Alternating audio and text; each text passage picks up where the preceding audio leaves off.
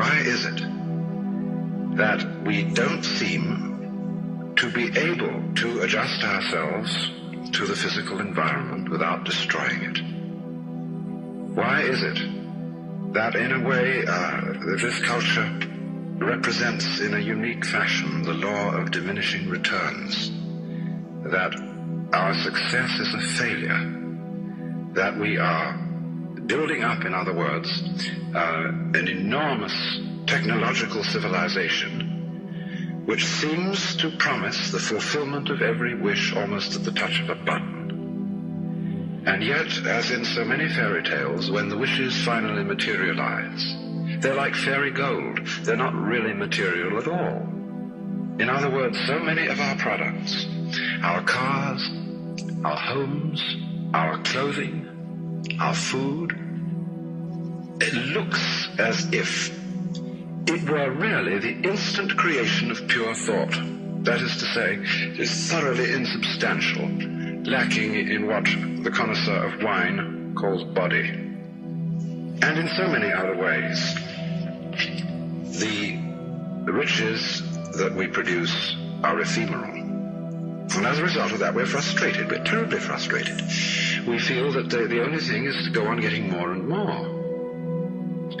And as a result of that, the whole landscape begins to look like the nursery of a spoiled child who's got too many toys and is bored with them and throws them away as fast as he gets them, plays them for a few minutes. Also, we're dedicated to a tremendous war on the basic material dimensions of time and space. We want to obliterate their limitations.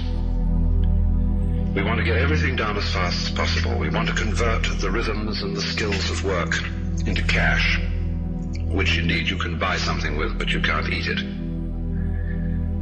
And then rush home to get away from work and begin the real business of life, to enjoy ourselves. You know, for the vast majority of American families, what seems to be the real point of life, what you rush home to get to, is to watch an electronic reproduction of life.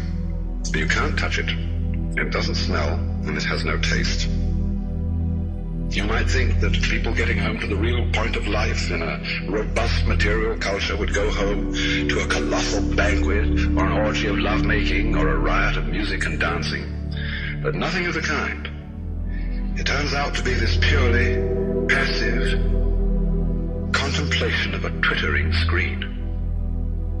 You see mile after mile of darkened houses with that little electronic screen flickering in the room. Everybody isolated, watching this thing, and thus in no real communion with each other at all. And this isolation of people into a private world of their own is really the creation of a mindless crowd. And so we don't get with each other, except for public expressions of getting rid of our hostility, like football or prize fighting. And even in the spectacles one sees on this television, it's perfectly proper to exhibit people slugging and slaying each other, but oh dear no, not people loving each other, except in a rather restrained way.